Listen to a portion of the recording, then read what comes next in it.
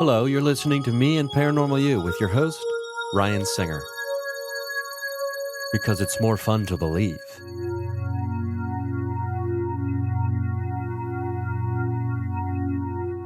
Hey everybody, thanks for listening or kind of watching. I'm still not sure if this is going to be on video or not, but another experience of Me and Paranormal You.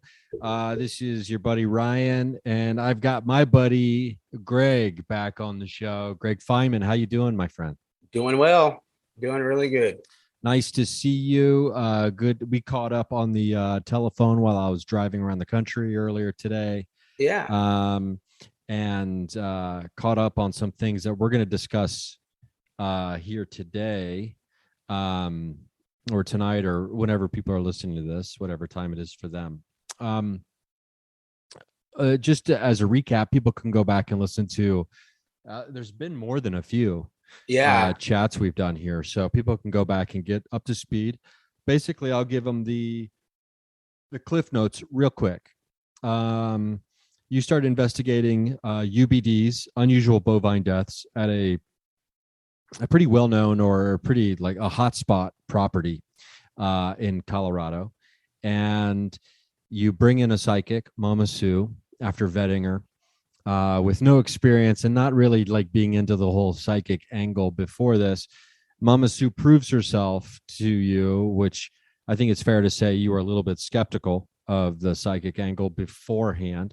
Overwhelmingly proves herself to you through a series of tests that you kind of administered just to try to make sure she was legit. Next thing you know, Mama Sue's part of the team on board. All kinds of crazy things start happening. There's communication with Oma. Some people may know them as Bigfoot. There's also communication with a spirit of a young woman who found a very tragic and violent end. So it's kind of there's like a true crime aspect to this as well. And then there's Fitz, Friends in the Sky, which is another way of talking about aliens. And now we have, as of the last update, we had some kind of dangerous and scary stuff, to say the least, with your Jeep getting wrecked running into a horse, by the hands of a rival alien tribe that is not excited about the work that you've been doing and the investigation that you've been undertaking with Mama Sue. Mama Sue's had health issues that are unexplainable by the natural definition of normal. And that kind of gets us caught up from where we last spoke, I believe, for the most part. Now, what we want to yeah, talk about today is updates on the case, where it stands now. And then I want to get into a bigger discussion regarding the cost of paranormal investigation, and when is the cost too high, and when can you just say, okay, we're going to cut our losses and we're moving on to the next thing. And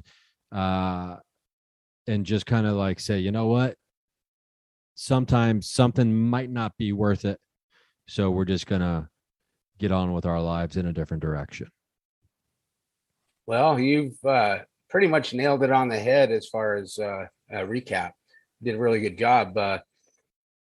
It's not easy recapping this investigation, because of so many facets of it, none of which was scripted in any way. It just fell where it fell.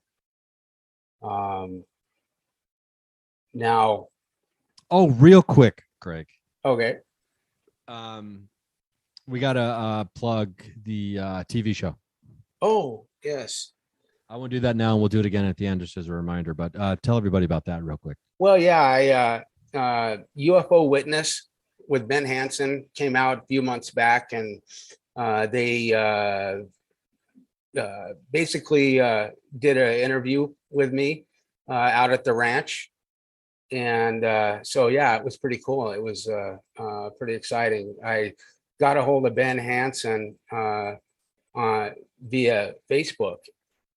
And after the last investigation he had done into the cattle mutilations, and I just, from their last thing, they kind of came to the wrong conclusion, or at least from my standpoint of the investigation, because I can't say every single UBD is done by who I'm saying is doing it. I'm saying on this ranch, the UBDs are done by, who we say they're being done by, but I can't attest to every place ever in the world where there's been a cattle mutilation that's been called a cattle mutilation, unless I'm there to see it for myself or,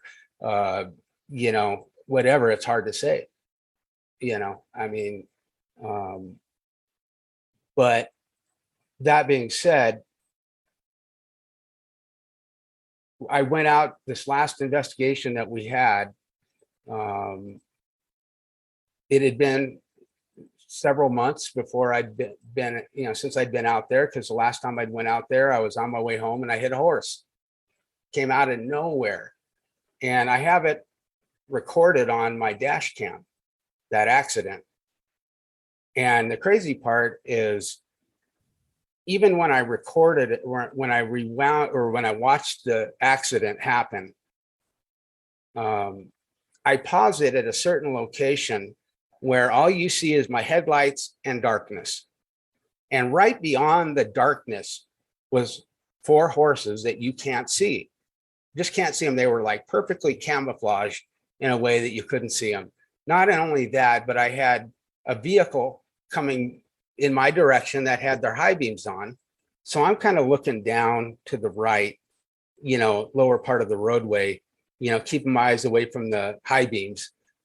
And then the next thing I know, I think I see a horse, is what I think. And the next thing I know, it's going through my windshield and it's off to the side, and I hit the brakes and my vehicle's totaled. I mean, at that moment. And I paused it, the video, just before I hit the horse, because I wanted to try to articulate. That's when I actually saw the horse, right. And it was before I couldn't hit the brakes. I couldn't do nothing. It was too late, man. My vehicle totaled. And it was right after being told in December of the last year, 3 months prior, that there is an alien tribe, reptilian, that is not happy with our communication with Fitz in the slightest. And they're doing everything they can to stop us from communicating with them. And it started by me just asking them, are they the ones that damaged my body camera? Because when I went out there for the first time to investigate that UBD, my body camera just died on me. $400 camera just fried. Can't use it no more. So I asked about that, and they said, yeah, they're the ones that did that. And they're going to do your computers the same way. And they're also going to disable your Jeep so you can't use it no more. Well, within a week, both of my computers went down just by me touching them. I heard a snap, and it wasn't like a snap from static electricity. It was something that came within the computer, and it just died. And so that happened. And then on my way home, 3 months later, I'm on my way home, and before I even get to hit the brakes, my vehicle's totaled. And I'm not a bad driver. I was driving slow. The speed limit was like 45 where I was at, and I was driving the speed limit, and I still hit the horse. So that being said, I get another Jeep, and just by chance, I get another 2003 Jeep Grand Cherokee. And the whole reason, what you're a guy. Yeah, yeah, who likes. I yeah. know what I like, and I'm gonna stick with it. Well, and I'll tell you, it's because, I'll be honest with you, my Jeep that I had before had the V8 motor, and there's just not many mid-size SUVs that have the V8. So that's kind of why I really wanted that Jeep again. And I got another Jeep, and we went out June 20th. And first thing that we did was made contact with the spirit that's out there. Almost said her name. I got to be careful about that.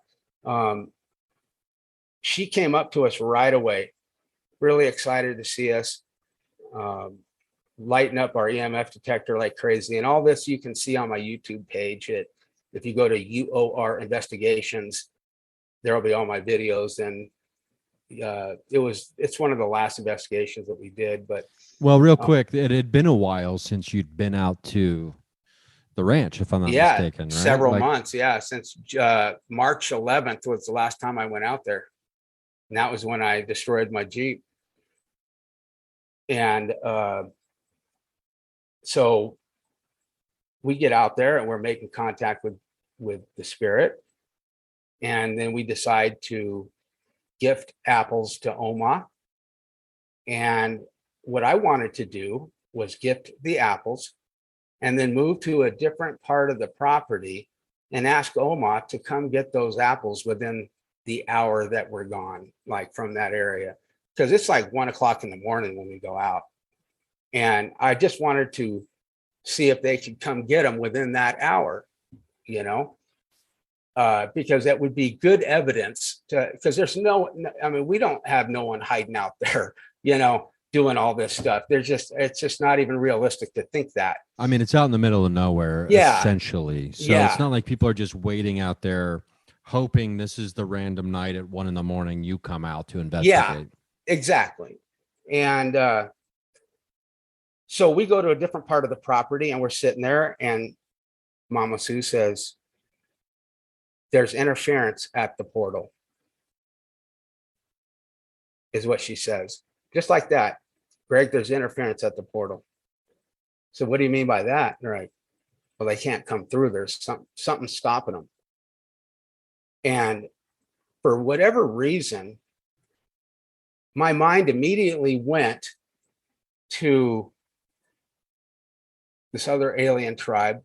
And also, how convenient. We're asking you to come take the apples and you can't do it in the hour. You know, like, darn it, like, there's always a reason. I really was hoping it would be that easy that we go ask them to take the apples within an hour of us being gone to a different part of the property, come back and the apples are gone.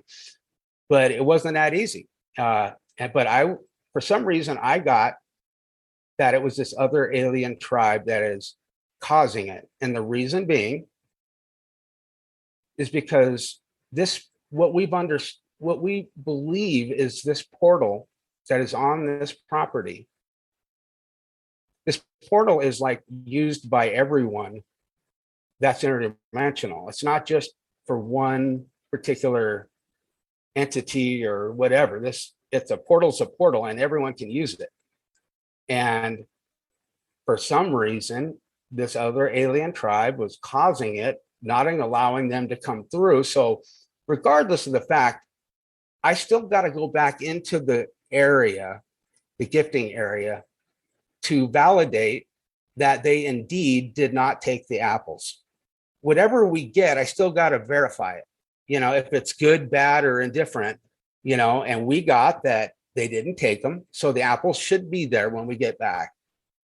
So we go back into the area and the apples are still there. And we start trying to make contact with Fitz and trying to find out what's going on. And Sue says, they're too busy to talk to us right now. And again, I don't know why I'm getting this stuff. And I don't know if it's just me thinking it or what. But I felt that they were busy covering our rear ends for being out there. And just as I was thinking that, Sue tells me, Fitz is telling us to get out of here right now for our own safety. And Greg, you know what I'm getting? She says, I'm getting a reptilian creature on all fours, kind of looking at us. Ugh. Now, I mean, that doesn't elicit feelings of warmth and excitement in me. No warm, fuzzy feelings. No warm, fuzzy feelings at all out there on this night. Matter of fact, it was the very first night that I felt uncomfortable. Well, Like, really, in all the time in years that you've been going there. yeah, this is the first time I felt uncomfortable because the reality of the fact that they destroyed my Jeep. All right. And they're saying, get out of there for your own safety now. That's what they were saying. How many times would you estimate you've been to the property now? Oh, gosh. I've lost count. 70, 80 times. I've been out there a lot. I mean, Okay, so a we go lot. out there. Okay. Yeah. Just to give people listening an idea of, the incredible amount of times you've been out there investigating and or just, visiting and talking to the owner, and then never once up until this moment have you felt uncomfortable. Never. Uh, and let me tell you, that uncomfortable feeling, uh, it was something I've never felt before. Um, and it was a feeling of like, I know, a reptilian creature, you think comic books and that kind of stuff, but when you've seen what we've seen on this ranch, if there's any reptilian creatures, they're going to be out on this ranch, my friends. And you got to believe that. And I mean, it's no joke. And so I felt we got to get out of here.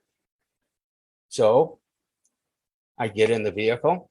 I still have to put things away because I have things, cameras set up and laser grids and things set up to where I've got to take all my equipment down, put it, and I feel really uncomfortable. Like I just want to throw everything in the vehicle.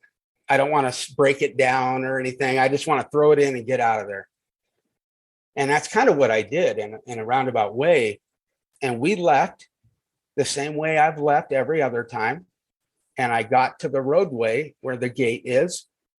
And I got out and I really, again, I felt uncomfortable. I get to the roadway after getting through the gate and I look down at my dashboard and my engine is overheating where it's pegged all the way to, I mean, it's just maxed out as far as temperature.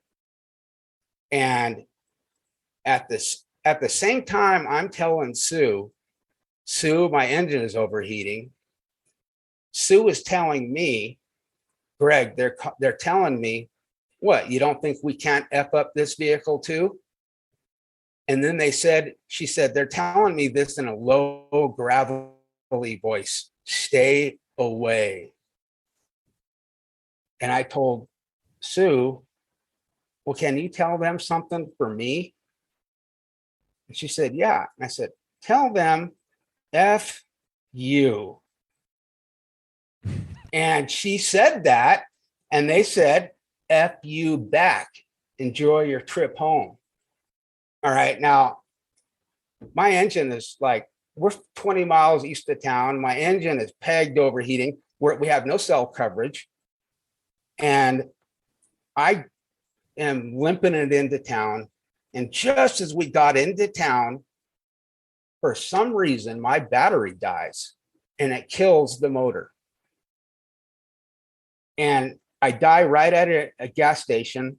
So I got out of my vehicle and I took a look at the front of my vehicle and I see a stick sticking out from the lower part of my bumper where there's like the little air dam, the air flows through the plastic. And it went into a 1.5 by 1 inch spot that my radiator was exposed, and it went into my radiator, putting a hole in it. And without even thinking about it, I pulled the stick out and tossed it.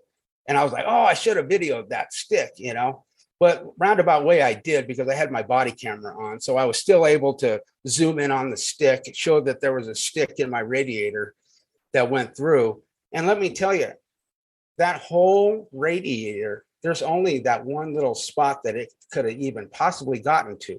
And you don't remember like running over something, hearing a loud snap, or any kind of situation where like, oh, did we just hit something, or none of that? Nothing like that. There was more sound from the top of my vehicle because there was a lot of branches hanging down.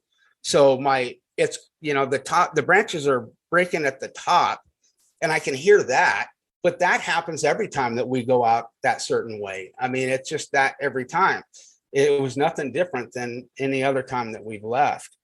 I didn't drive a different location to get out of there. And I certainly don't remember hitting a stick like that. And I got to say that when I was a sheriff's deputy, I took a Crown Victoria and a Chevy Caprice into places that shouldn't even be a four-wheel drive. And I was able to take those cars into those places and never have anything like that happen where a stick went into the radiator and disabled it. Just like that. The coincidence of it all too is like, this is what, it starts becoming, when things start becoming overwhelming, and it's just like, how is it possible that every single time, or not even every single time, because it's only been, I guess, a couple or a few times now that this is like escalated into this kind of confrontational situation, right? With the reptilian group. Well, it's been confrontational ever since that last UBD. Yeah. And so it's like, but what I mean is like, you get the message that something bad's going to happen, and then it most assuredly does happen. Yes. And so that's happened multiple times now. Yes. And, the cost goes up and up. I mean, when I totaled my vehicle, I had a $250 deductible. And the thing is that I don't remember putting comprehensive. I don't remember that policy that way. I remember dropping it down to liability. And the fact that I even was covered was a miracle. All right. But that was a $250 deductible. This hit my radiator. So it was like, cost me like $500, right at $500 to get it fixed. And I just found this out today. The mechanic had to come back because my air conditioner wasn't working. Well, guess what? When that stick went into my radiator, it hit the air conditioning condenser output, where the hose connects to the output, and popped it and broke it, which means that's another $189 air condenser I've got to get so I can have air conditioning. But it was perfect. He said, Greg, there's like only a half an inch by half an inch spot that's even like open to where it could get hit by something. The rest of it is all covered. Like this was a 1 in a million, Greg. It's wild. It's there needs to be paranormal coverage on these on these insurance policies. You pay a little extra for the paranormal coverage. I'm telling you, if I didn't witness it for myself, it'd be hard for me to believe. When I tell this story, any part of it, don't think that I don't hear myself telling the story. But why I'm so boldly able to tell the story boldly without sheepishly saying, this, that, or the others, because I've seen with my own two eyes this stuff. So I'm 100% sure that everything I'm saying is real. I'm not making this stuff up. I couldn't make this stuff up if I tried. I couldn't. I'm not that good. I'm not Gene Roddenberry. I'm not, some sort of a paranormal book writer or any of that.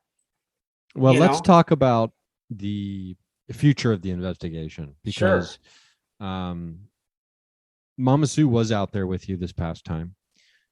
So for people listening and who are wondering about, has she been able to get back out there and feel good enough to go back and do that? She was there with you this past time. Obviously, as you were telling the story, she was a part of it. But what does the future of this investigation look like now that you're getting direct messages saying, F off, F you, stay out? What does that considering everything that's done. Actually, let's take a quick. So we're going to take a quick little time out here for Okay. some messages, and then when we come back, we're going to talk about what the future of the investigation looks like out here on this property. Yeah, that sounds good, man. Okay, cool. All right.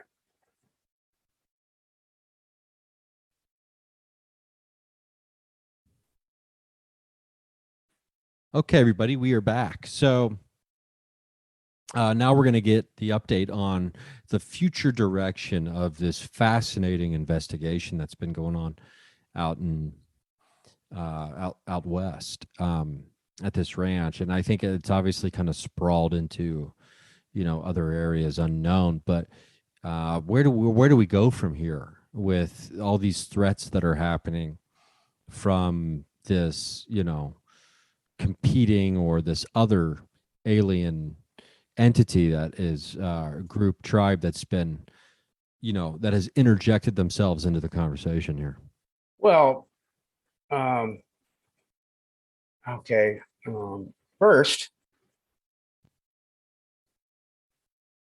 we asked this alien tribe on the way home while we were in contact with them, why do you hate me so much?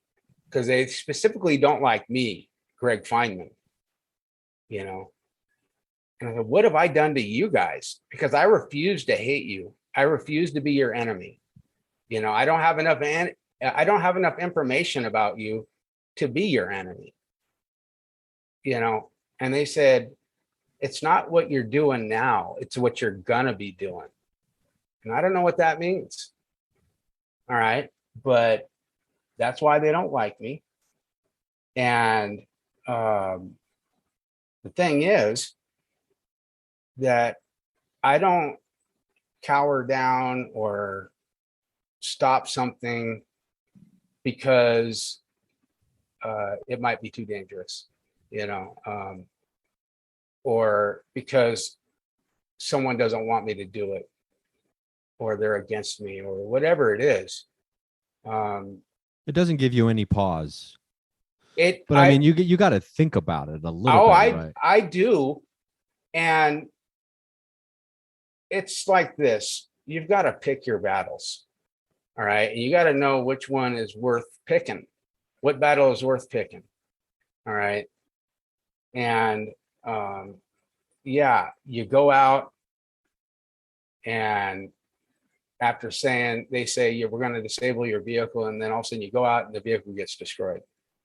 Then you try it one more time, you do it again, and it costs you $500 damage. No, it's not a coincidence. It wasn't a fluke. That was all. They did that.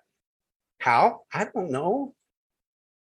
I don't know, man. I don't know how they did it, but they said they were going to do it, and it got done. And you can't change that. You can't say that, no, that didn't happen, because it did. And there's other forces at work that you wouldn't even believe. And it's hard for me to.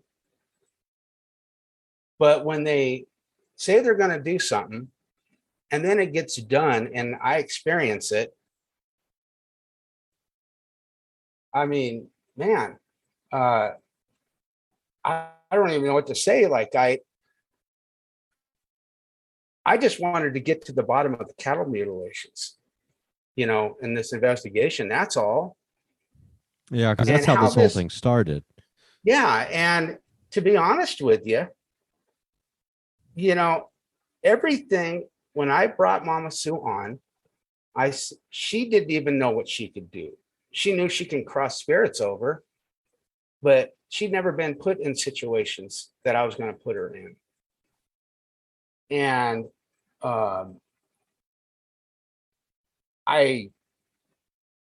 there was no guarantee that any of this would have even worked. Like, I could have brought Mama Sue out, but she got nothing. There was no guarantee. And then as we're starting this investigation, Mama Sue says, "Oh yeah, Greg, just to let you know, the ones responsible for the cattle mutilations, they're well aware of you, Martin Greg Feinman, and your little investigations into the cattle mutilations." And we were out one night, and then she said, "If you ever feel like you're being watched, it's because you are." And they give me that lightning strike, you know, when I felt like I was being watched one day, and I asked him, "What can you do for me this second that can prove to me that you're watching me?" Anything, like a big old lightning strike, lightning strike, and it was without thunder, and there was orbs just before I mean, that's a long story, but it was totally paranormal. It wasn't a normal lightning strike, and it was exactly what I asked for. I asked for a lightning strike, and they gave it to me, and that right there was proof, all the proof I needed that they were watching me. So you think that the investigation itself and the let's say the forthcoming results and evidence that can be obtained by continuing this investigation are well worth the risk or the risks, plural, that are being presented to you, that the evidence and the information to be gained outweighs the risks to, let's just say it, personal safety and otherwise in health. And I'll be honest with you, it's about maintaining a friendship. We go out there to maintain a friendship, and maintain a friendship with who specifically? Everyone we're in contact with. All right. When we first started going out, all right, and we were going out to this side of a road, 15, 20 miles east of town. And we're just sitting there at early 100, just like 1 o'clock in the morning, seeing if we get anything. And one night, Sue says, "Greg, the ones in the sky," because I hadn't called them fits at that time, but the ones in the sky, they said, they told me to tell you that you amused them. And I'm like, "I amuse them?" Yeah. And they said, "Yeah, everyone else is afraid of us, but here you are coming out in the middle of nowhere, poking a hornet's nest, because you got to understand that they look at us like ants, they look at us like ants in a lot of ways." And I asked Sue, ask them if there's anything we can do to help them. And they said, "We don't need your help." My real, condescending, "Yeah, what are you going to do? We don't need your help, man. What the best thing you could do is stay out of the way over there." That's what your grandparents said. That's kind of kind of responses we were getting, but a lot of it, I was being evaluated. I was being evaluated on how I handle contact with them. When we had contact with Oma for the first night with Dan out there, I was being evaluated to how I handled that contact with them, how I handled it, what I did. And everything that I've been doing, all my life has been a big character test with them.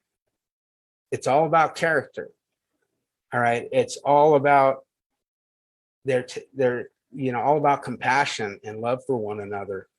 All right. What this all boils down to. All right. What it all boils down to, with all this, they're here to help us. Fitz is, they're not here to hurt us, because we're the enemy. Mankind is the enemy. Mankind is going to do themselves in. It's not them. We don't have to worry about them. People don't realize it, and they're doing these cattle mutilations, they're doing everything they can frantically to try to help us at the last second. And that's all I can say without getting too much into it. But they're here for us, and they, when, they have done nothing but asked us and requested us, not requested, but try to advise. I put them as like our teachers. Fitz is our teachers, and I put God as the principal. And they're here on God's authority. They are. You got to believe that.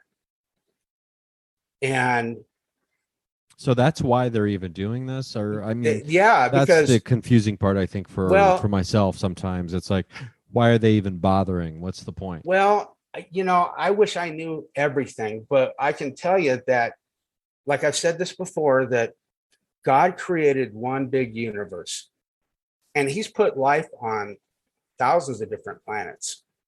All right. But he separated us all by dimensions. All right. So we can't come in contact with one another. It's not possible unless, like, Fitz has the master key. And these cattle mutilations are being done like we are trying to cure cancer and AIDS and Alzheimer's and all that. Fitz is allowed to do what they're doing with these cattle mutilations, and it's to help us without getting too much into it, and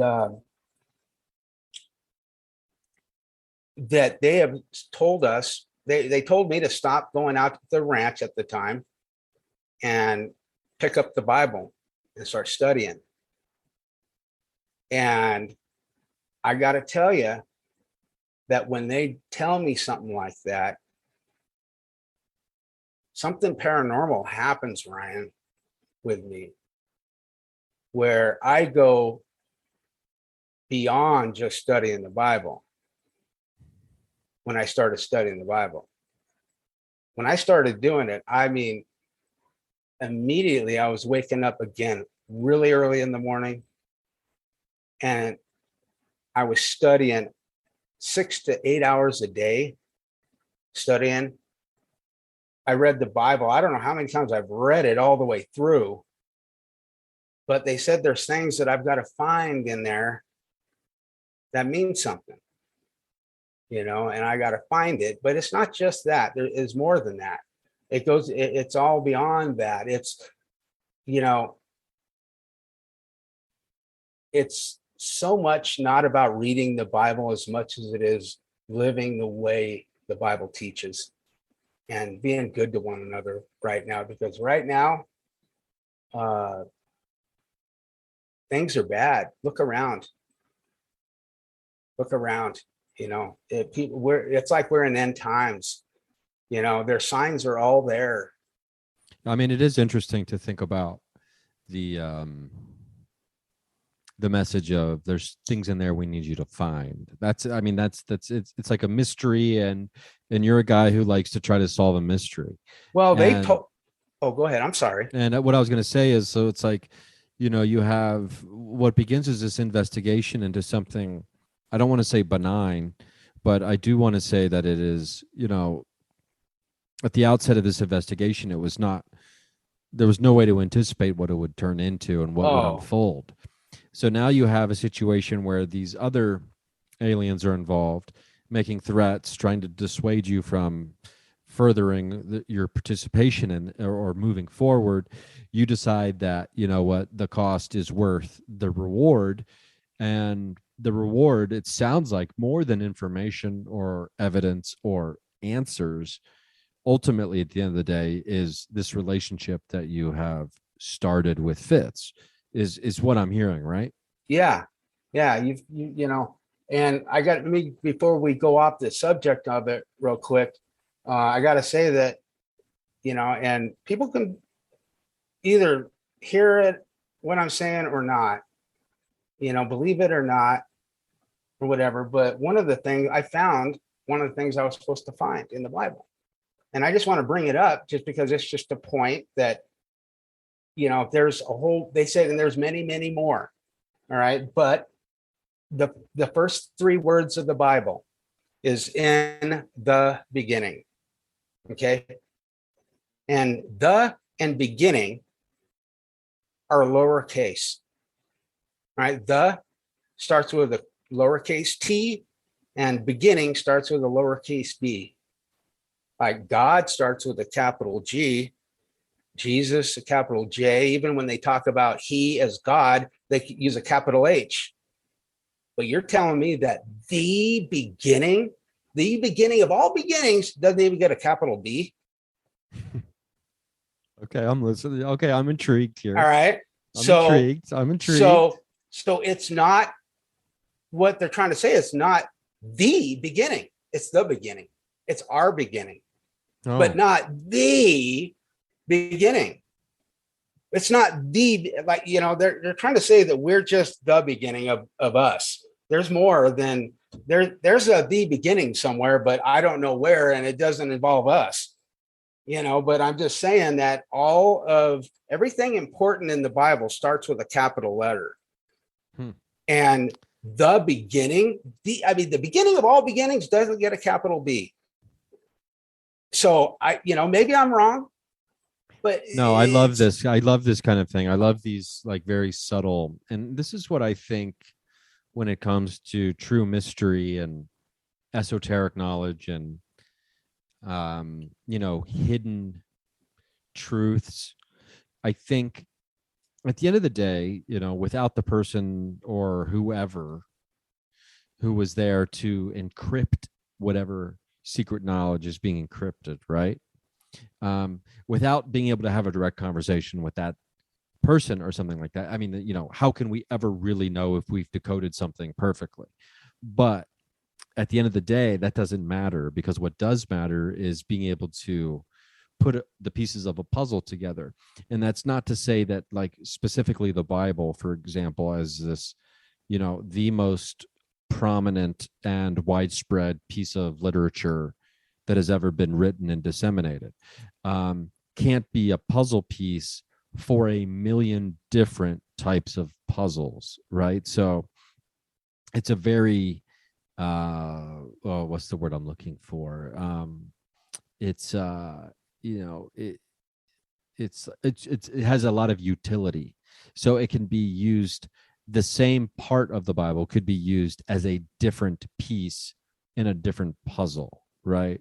Yeah. So it can fit into a bunch of different puzzles. Basically, what I'm saying, it has utility, and it has variety in that way. But I do think that this is like really piqued my interest, because there's a lot of codified, hidden information and knowledge, and in ciphers and other things like this, and like in being written, obviously, are secret messages and things like that. Obviously they come in the form of written word most often, because that's the best way to do it. And whether it's like Francis Bacon, the Knights of the Helmet, and like putting some hidden messages into Shakespeare and things like this.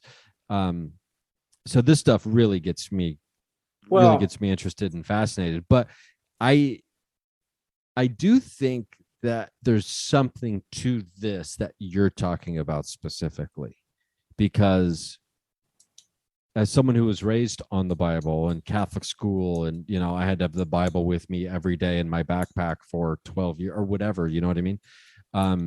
It is everything in the Bible, the way it's written, is very specific and done for a reason. Yes. And real quick, John 10:16, Jesus says, I have other sheep that are not of this sheep pen. That was another one. All right. And what they meant was just what I've been talking about, that he's put life on other planets and separated us all by dimensions. So he has other sheep, but not of the sheep pen. The sheep pens being the dimensions that they're housed within. And I'm not the first one to say that there's other dimensions. They're telling us that when we die and you see the light that you go into, that's a portal. All right. And not everyone gets their portal right away when they die. They said that you got to earn it. And earning it doesn't mean working for it. It means coming to a realization. And what I mean by that is, let's say that I'm just going to make an easy example. There's a place that's been haunted for 100 years. And Mama Sue comes along and makes contact with that spirit that's haunting this place that's been for 100 years and said, hey, did you know that you're dead? And they go, oh, I am? About that time, a little light appears. And Mama Sue said, you see a light? They say, yeah. You want to go into that light, your family is waiting for you. And they go into that light, never have a problem with it again. Now, I'm not saying exactly that's how it goes, but that's kind of what they're telling us. And that you come to a realization, and that's how you get your portal. And not everyone gets it. And Sue, when she had these abilities, she had them since she was 2, and she tucked them away because she thought they were sinful, until God had a conversation with her and said, I gave you these for a reason, because not all of my children have crossed, and I need help crossing my children. And so that's what she does. And that's kind of the reason behind it. She comes along and gives them a realization, and that portal, that light shows up. And that, again, I can't prove any of this stuff, but,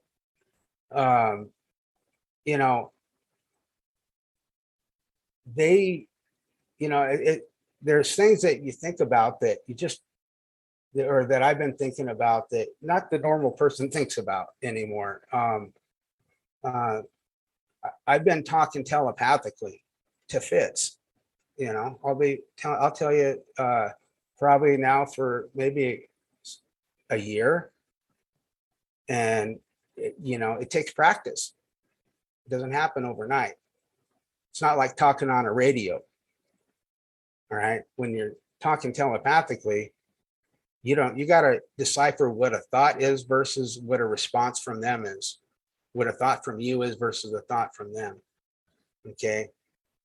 And how telepathic communication works, the best way I can describe it, and this is just my own words, is if I'm standing in front of you and I'm holding an orange in my right hand, and I tell you, I'm going to hold up something in my right hand, I want you to tell me what it is. So I hold it up, you take a look at it, and you go, well, that's an orange. Okay. When you perceived that it was an orange, what made you say, well, that's an orange, that perception is what you're sending, Ryan. And you're sending it universal language. So that's how Fitz, they don't talk English. They don't speak English. Oma, they don't speak English, but we're able to communicate. Why? Well, because we're sending perceptions of things. That's why it's a universal language. You're sending the perception of that orange that makes you say it in whatever language. And that's the only way I can explain it.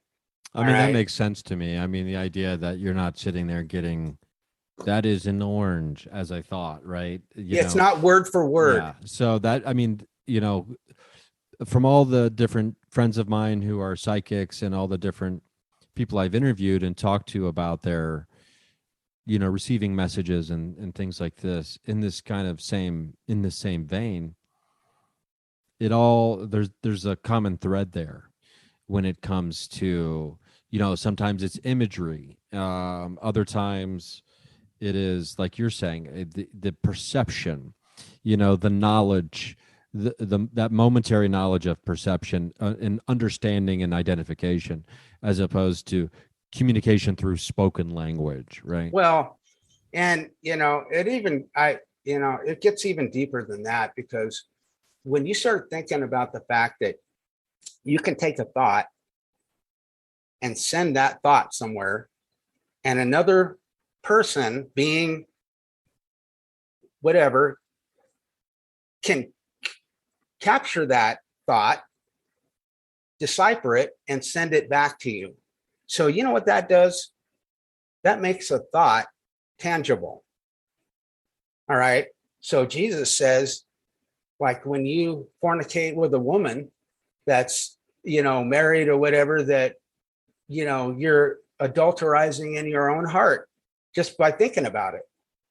Well, think about the fact that if thoughts are tangible, where do those depraved thoughts that you were thinking about that, where do those go?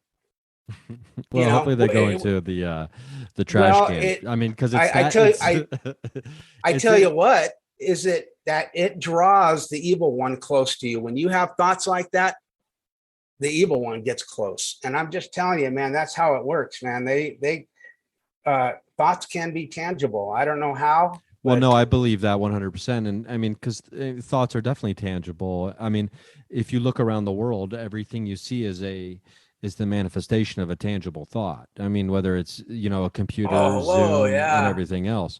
I mean, yeah. everything started with a thought and an idea, right? And some thoughts manifest into a further tangible form, and some just stay thoughts, right? And whether it's archetypes, that are just in our subconscious, or these other things, 100%, I'm on board with all of that. I do want to, here at the end of this, we wanted to, so we've covered, we did the quick little synopsis of what the investigation was. We've got the quick update, or we've got the update on, what's happened recently. And we've talked a little bit about, like, will you go forward? And the answer clearly is yes. I Oh think a lot of yeah. people want to know, Mama Sue, is she also planning on going forward, even considering the, the, I guess, the damage to her own health that she's experienced as a result as well. Well, I got to be honest, a lot of that is up in the air right now with her health and the way she's been feeling. Um, because when we go out on investigations every night, my job is to protect her from whatever. And if I can't guarantee her safety, we got to get her out of there. All right. But it goes beyond that. When you can't protect, how can you protect from this? And it all started paranormally. It all started with the one spirit that was messing with Sue's stomach. And then that stomach pain went into, it was all in her liver area. And it went from that to end stage liver failure. All right. And she was having all of these symptoms of being an alcoholic, getting all this from an alcoholic. And the spirit that caused this was an alcoholic in life. So I don't know how it was able to happen, but it's all paranormal. And she, it affects her. It keeps her away. She's like, she's afraid. I don't blame her. One night we went to go out. We went to make contact, and I took a nap before we went out because I'd been up all day and I wanted to get a little nap before we went out. All right. So I lay down for about 3 hours and I get up and I go to the front door and I kind of walk past Mama Sue. She's sitting up watching TV. All right. And I walk past her and she goes, "Greg, look at my eye." I looked over and her eye looked like someone hit her with a baseball bat in the right eye. She had a big old swollen eye. And I said, "What happened?" She goes, "I don't know, Greg. It just came on." I mean, it just came on. You got a black eye. It looks like you fell down or someone hit you or something. No. And it was swollen shut. So I said, "Are you good to go out tonight?" And she goes, "Yeah." Hmm. So we go out and she makes contact with the spirit. Spirit says, "I did that. I wanted to show you what I went through when I died." And she also had bruises in places she should have never had bruises. And, how do you explain that? I mean, that's just, I mean, I don't know. It's a lot. I mean, I don't know if I was experiencing what Mama Sue has been experiencing. I don't know if I would continue forward myself. I mean, I hope to never have to, like, know the answer to that question. Um, but it's quite remarkable, And I'll tell you that since the beginning of this, the craziest stuff has been going on with me, but I'm and where I've got like weird, like these, I don't even know what I have as far as abilities, but things are different with me, but I will never try to be her, like what she does. Even if I had those abilities, even if they gave them to me tomorrow, that's not my job. My job is what I do right now, that I'm the leader of the team, that I investigate the way I investigate, like I take any investigation like I would investigate a crime, but I just do it, to paranormal, and you get what you get. That's interesting. I think at someday in the future we'll have to have a conversation about this, because it's making me think about some questions, as far as like, what do we think, if any, effect the investigation style has on the investigation itself. So, maybe we'll talk about that at some point in the Well, future. But I think, to wrap this up, because we've only got a few minutes left. Yeah, and that's fine. And I got to say that, this investigation has changed. Like we got information one night that really messed up Mama Sue, where she come back for a couple months because of the vision she got. And the information that we've been given, I kept a lot of the stuff I haven't really, came out with. But just to say that, things that we've been told, a lot of it's kind of taking place, coming true as we speak, and,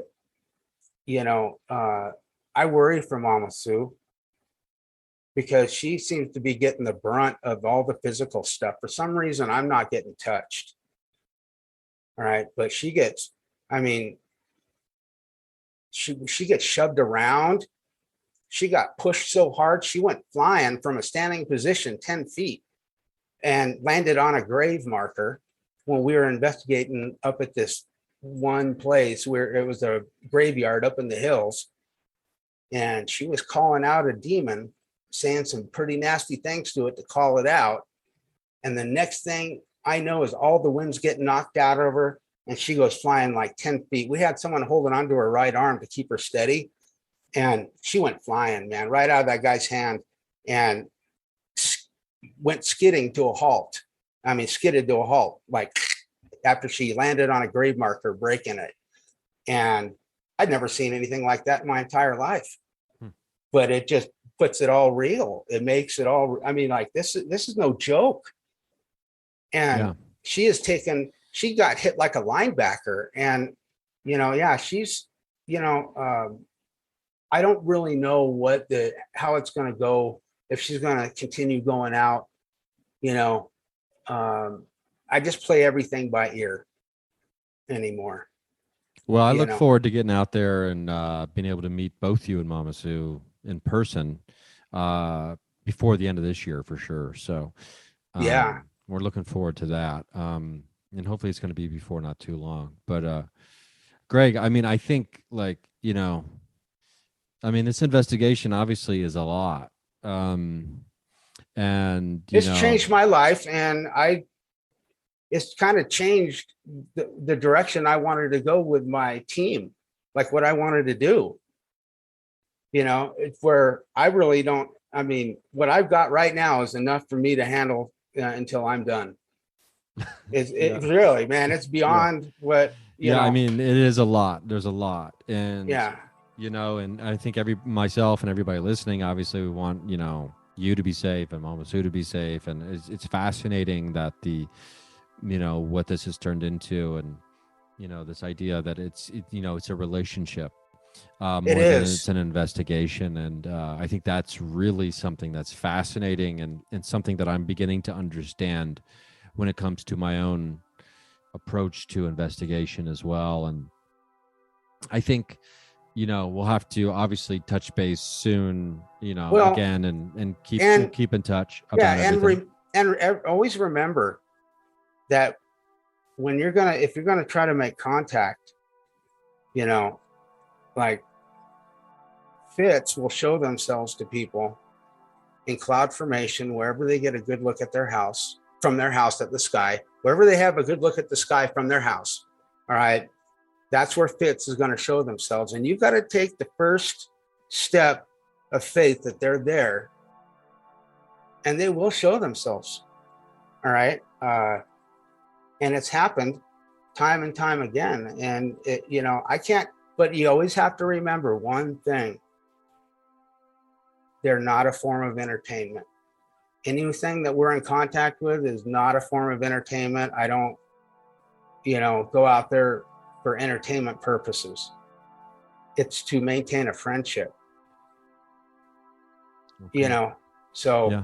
Well, I think this has been great, buddy. Thank you. So remind everybody about the YouTube channel. UOR Investigations. And, I've just got a What's bunch UOR stand for again? Let everybody know. Unusual Occurrence Report. And, I've got several videos on there, including the lightning strike that, that they're watching me. That was important. Then the orbs, it's important to see that because you need to see the orb video to show how paranormal the lightning strike was, because there should be thunder with a lightning strike. And this, so that being said, all the stuff that I've got, I haven't edited it in any other way other than I might add a little music, but I don't do anything to make it, the only thing I did with the lightning strike is I added a filter to see the lightning strike better. And that inadvertently, I was able to see orbs flying around. Mm-hmm. So, yeah. So, but cool. Anyways, I just enjoy those. And I'd love to people go to the YouTube channel and watch it. And then, you'll, kind of keep your eyes on TV. You might see me on there. So on UFO Witness. Yes. Yes. Just came out a couple days ago. So yes. Check that out. And all right, bro. Greg, this has been great, buddy. I appreciate you. And just for everybody listening, if you're listening to this today, the day it comes out, I'm in Louisville, Kentucky at Planet of the Tapes, doing a show tonight at 8 o'clock and a show on Saturday at 8 p.m.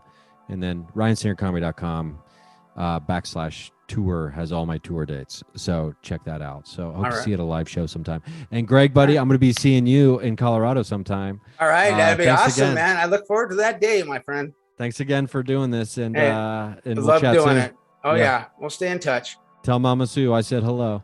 I will. Okay. Talk soon, buddy. Bye-bye. Okay. Bye.